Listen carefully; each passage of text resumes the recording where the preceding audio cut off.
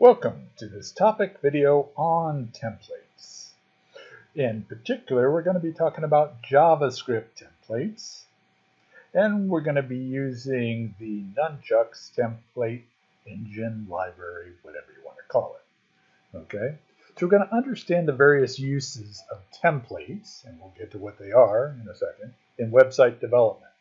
Okay, we're going to learn about some typical type template features, and we're going to learn and use one specific template engine with Node.js, keeping all in one language, JavaScript. In JavaScript, we're going to be able to use this template engine with Node.js. Okay, there are a set of example files that you can download. Okay, go grab that zip, and you can work along with me. References. Okay. Here is our Nunjucks documentation in general, and this is particularly on how you actually use the templates. Okay, let's just open that up in a new tab so you can see this has all the information about syntax and stuff like that. Okay, we'll get to that in a sec. Okay, there's somewhat dated, but not too bad, JavaScript template comparison that you might want to take a look at. So what are templates? You may have used them with word processors or mass email mailing systems, etc. like that. But for us, they're going to be a way of mixing code with text or a markup language to produce customized documents. Okay, so somehow we're going to bring in some data and combine it with text to produce a final document. Okay. So there are a lot of different template systems out there. They may be specific to a particular programming language, like JavaScript, Python, Ruby, C, Go, etc. And they may be specific or independent of a particular markup language. They may be only for, say, HTML, or they can work with anything because all they do is work with text. Okay. It depends on the language, the set template system. Okay. So where are these things used in web development? First of all, they're used in server-side HTML page rendering. Okay. So classic database-driven. You make a request from your browser to a web server, grabs data out of a database, populates that into a web page via a template engine and returns that to you as an HTML page. Okay. Another way they're used a lot nowadays is for static site generation. Okay, where we generate large static sites or small, and we use templates to help us do it to reduce the tediousness. Okay, and avoid errors, broken links, and things like that, lack of consistency. The other place they're used is in client-side HTML page rendering. Okay, so in your browser. Okay, various different systems and ways of using them. Okay, some examples. Let's see, the Mako Python template engine is used by Reddit, or used to be, where it delivered over 1 billion page views per month. Okay, Metalsmith and Wintersmith, Metalsmith in particular I use, are two examples of modern Node.js static site generators that utilize templates. Okay, I like Metalsmith a bunch because it has a straightforward approach to helping you as a static site generator, and there's no additional dependencies. You don't need to understand, say, React or Vue to use it. Okay. The popular Angular and Vue front-end frameworks utilize templates, actually, in the browser. Okay, so this is what I meant. Okay. Now, there's a couple issues about templates. There's a lot of choices, too many choices. Okay. There's a wide variety of syntax. Okay. So we're going to restrict ourselves to some basic features of one of the, quote, popular template engines. Okay. And we're doing this just in JavaScript. That has multiple languages implementations. Okay, so this is pretty powerful. Okay, we're going to use Nunjucks. Okay, what is it? Well, it's a derivative of the Jinja 2 Python templating language. Okay, and it's been adapted by the Mozilla folks into the system called Nunjucks. Okay, both these are independent of the final markup language. So you can use it to generate HTML, you can use it to generate Markdown, XML text, whatever you want. Okay, it doesn't care. It doesn't have anything particular to any final markup language. Okay, just for reference, Ginger 2 is kind of the default template engine that comes with the Flask. Sorry, I was forgetting my Python web servers. The Flask web framework. Okay, so if you've done some work in Python and you've used the nice Flask micro framework, Ginger 2 is the default template engine for that. Okay, so this is a well-designed system. Okay, so what kind of features do we get? The most basic feature we get of all, which allows us to customize documents, produce stuff we're going to generate for us web pages, is variable substitution. Okay, and they tend to like to use braces. All these different systems. Okay, we saw that a flavor of braces and stuff like that was even used in our JavaScript string templates. Okay, so this kind of familiar, kind of different. Okay, we'll see something kind of familiar and kind of different when we're doing React work. They have stuff for working with variables and such like that. They've got filters and functions that can be applied to variables and things like that. What else do they have in them? They have, and we're going to use this more when we go to our server-generated sites. They have template inheritance via extends and some block features. They have control loops, ifs, and fors, and include. Okay, include. What couldn't we do with HTML files? We could include JavaScript in HTML. We could include CSS in HTML, but we couldn't include HTML in HTML. Oh, that's right. That's kind of weird, but that's the way it was and is. Okay, so what does one of these things look like? Okay, so here's an example template. Okay, if you undo the zip, okay, what does that look like? In my zip, there was something called views, a directory called views, and this is called hello and JK. You're gonna open up with brackets. Okay, now brackets, I put in an extension so I could do syntax highlighting for Nunjucks. They do have an extension for that. Okay. What does this look like? This looks like plain old HTML, and boom, hello, name. So some kind of variable substitution for name. Welcome to class. Something with class. Okay. Oh, if statement. If teacher, have fun teaching. Okay. Else. So we have this conditional kind of statement that this will be customized for whether it's a teacher or a student. Okay, cool. How do we use it? Okay. How do we use this thing? So this is a template. So we see a couple variable substitutions and an if statement to show two different things depending on if their role is a teacher or not. So this must be some kind of Boolean variable. Okay. Oh, well, here's some data. Data for the template. The name is Dr. B. The class is CS651. Teacher is true in this case. Okay.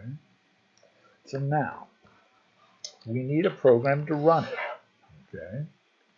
So first line of this program. Const Nunjucks. Oh, I'm importing the Nunjucks library, the Nunjucks package. Okay. I'm using that nice Node.js trick where I can require import JSON data and it'll turn it straight into JavaScript object. Okay, I don't have to go and read the text file and then do a JSON parse. Okay, this is a nice feature, great for configuration data. Oh, then I'm going to bring in the file system module with require here. Okay, so configuration, nunjucks configure. I tell it where to look for templates and any other options that I may want to set.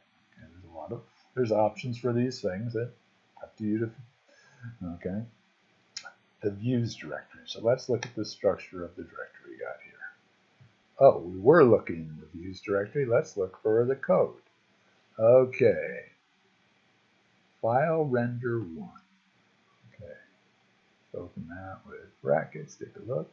This is the JavaScript. Okay. So we see we're telling it to look in views. Okay. So relative to where this is, the file that we're going to run is, we're telling it, look in this views directory for the template. Okay. Now, let's look at the prettier picture here. Then we say out string, nunjucks render. Okay. Nunjucks is going to do the job for us now. Okay. We tell it the template name and we give it the data. Okay. This is the data as a JavaScript object. This object has fields in it. Name, class, teacher. Its fields correspond to the variable substitution or usage. Name, class, teacher. Okay? So we have to have an object we pass to the entire template. Within that object are named fields. Okay? And remember, objects can contain objects, which can contain arrays, which can contain other objects. Things can get arbitrarily complicated. Okay? And we're going to see that coming up in a more elaborate example. Okay? But we got to remember this basic mapping. Okay? If I call out something to use something here, I need to make sure there's my data. Okay. I need to make sure in the JavaScript objects that I pass to the template engine, there's a field with the appropriate name. Otherwise, it won't have the data. Okay. Because what's tricky about these template things? Oh, we've got JavaScript here. We got this file over here. Okay. And we've got to make sure the information that we feed to the template engine is a good match for what's in the template. If not, things aren't going to work. Okay. And depending on the template engine, what do I mean as a template engine? We give it data, we tell it the template, and we tell it to produce stuff for us. Okay. Depending on these things, they may or may not give us that great of error messages. Okay. So start incrementally with your own templates. Okay. Make sure the basic substitution mechanism is working, and then iterate and make your template more and more complicated. Okay, what else is going on here? Then after we're done, the template gets put into a big string, and we write the string out. Okay, where we're writing it out to some directory called output. Okay, so let's check to see what we have in output. Nothing in output except the CSS file. Okay, now let's try running it. So that file name is file render. Okay, so we need a little command line here. We've got to be in the right place. We're going to say node file render. Okay, wrote file. Is that cool or what? Everybody's got an opinion. Okay, hello HTML. Aha. Template worked. It filled in Dr. B, it filled in CS351, and it did that conditional. Okay. So, not too difficult. Okay.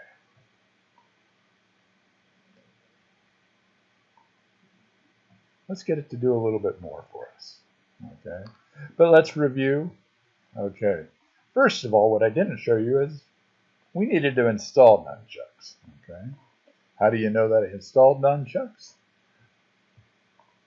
Well, I have a package JSON file somewhere here. Oh, no, I don't. What I have is a node modules directory, and somewhere in here better be Nunjucks.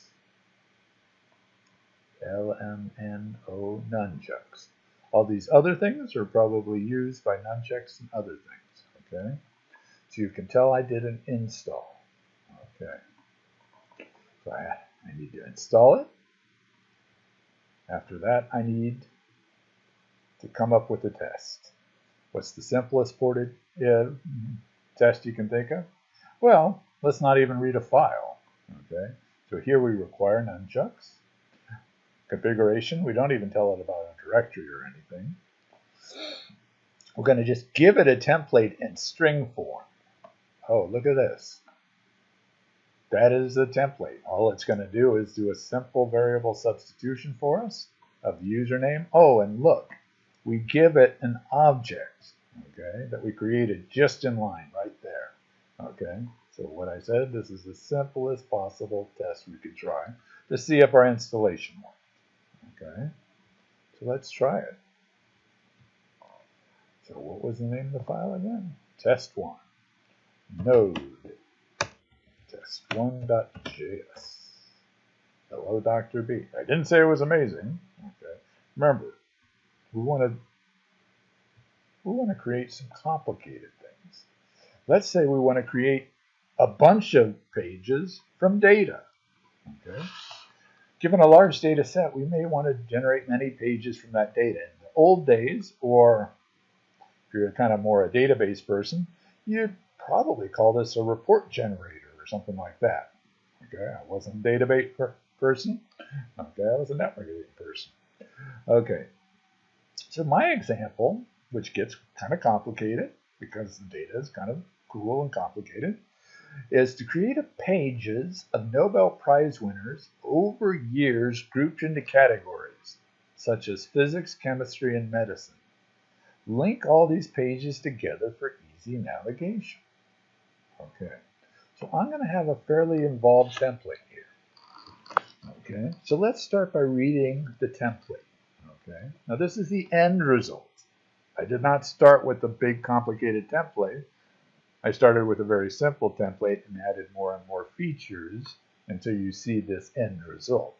So right in here, title, in the head, in the meta information, I'm using my template to fill in the title, okay?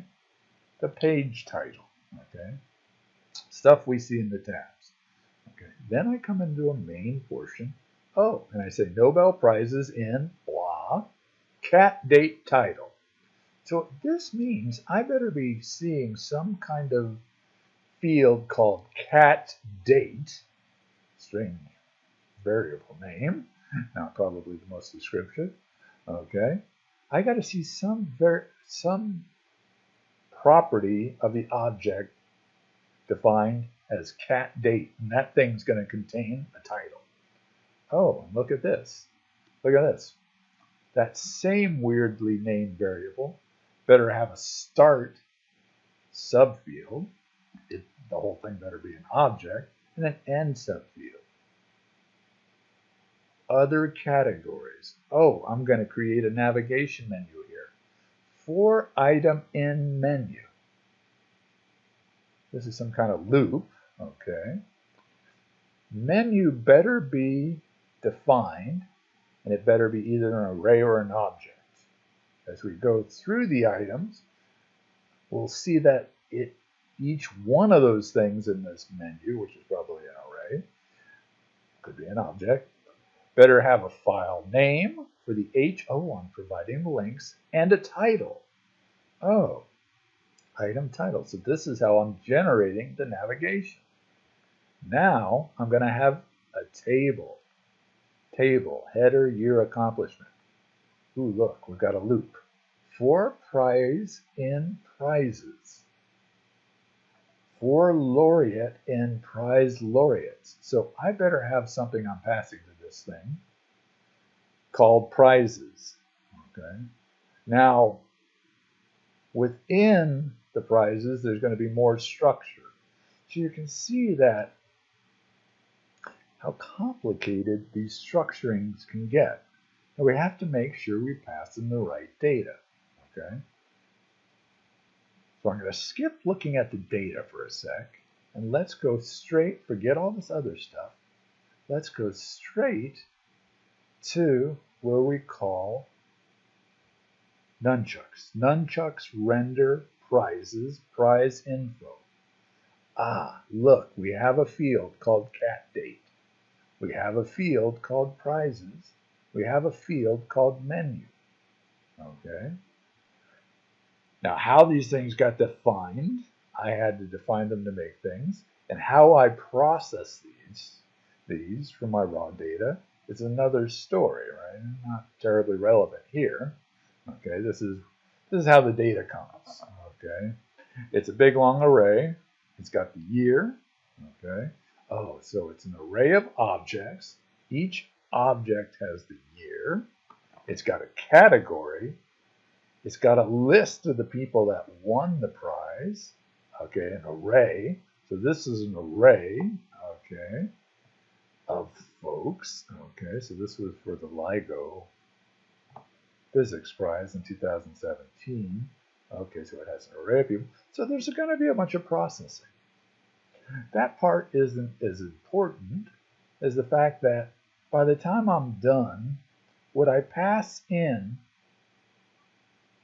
to the engine, the Nunchucks engine, has to correspond to what I'm expecting in the format expected in my template. Okay?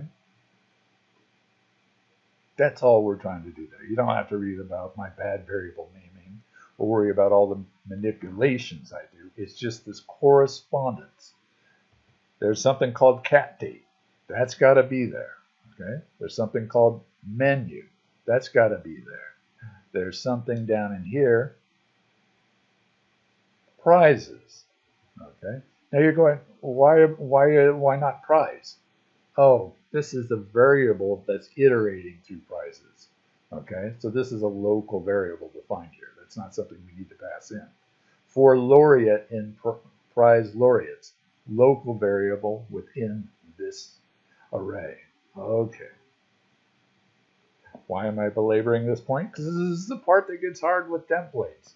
Okay, making sure your variables, the data that you're giving to the template, is correct and matches what the template engine is expecting. How to do that? Start a piece at a time. So let's run this. Okay. So let's look in the output directory to make sure I'm not pulling a fast one on you. Right now, all there is a CSS file and the hello file that we previously looked at. Okay. Now, if I come back to my command line and go node, well, I forgot the name of the thing already. Node Nobel Prizes. Hard to forget that. Nobel Prizes. Boom. Wrote file physics, chemistry, economics. Okay. So I must have set up something to build those prizes. Okay. So back in the driver function, the driver code, I should say. Oh, I had some information here that I defined saying, oh, I wanted the topic physics. I was going to give those things title physics. I was going to output it to physics HTML. I wanted the topic chemistry. I gave it years and dates. Okay. So I gave it a lot of parameters. Okay. Let's come over here and take a look. Wow. It generated everything I wanted. It substituted in date years from 1936 to 64. Generated things for all the different winners. Okay. Went through if there was multiple winners in a single year. Here we saw Glenn Seaborg. Okay. And somebody else sharing discovery of transuranium elements. Okay. What else did I generate? Let's click, oh, the links work. Physics prizes. See, Fermi 1 and 38, okay. Economics prizes. Okay, all generated from data. Okay, could I make this look different? Yeah, it's up to me and my template generator. Could I respond to specific queries? Yes. Okay. Templates can be quite powerful. It is a programming language. Okay, we've got the power of JavaScript prior to passing things off to the templates, and then we've got the template engine. Okay. Templates.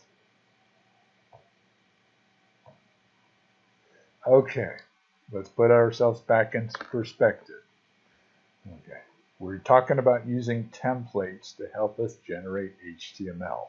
Okay, the use with websites. Okay, when and where do we create the HTML? If we create the HTML pages ahead of time and we store them on a server, okay, we call this a static site in current terminology. Okay. If the HTML is created in the web browser via JavaScript in the DOM, we tend to call that a web app. Okay. And finally, if HTML is created on the server when a request comes in based on data stored on the server, this is kind of your classic website, like a WordPress site. Okay, we call this server-side rendering. Okay, classic WordPress, Drupal type of sites. Okay, so we've got 3 different places. Notice though, depending on what you're using, you might use templates to help you do all 3 of these things. Okay, so templates is not strictly a back-end or a front-end technology. It could be used in either place. Okay, right now we've concentrating on just understanding what they are. Templates. Enjoy.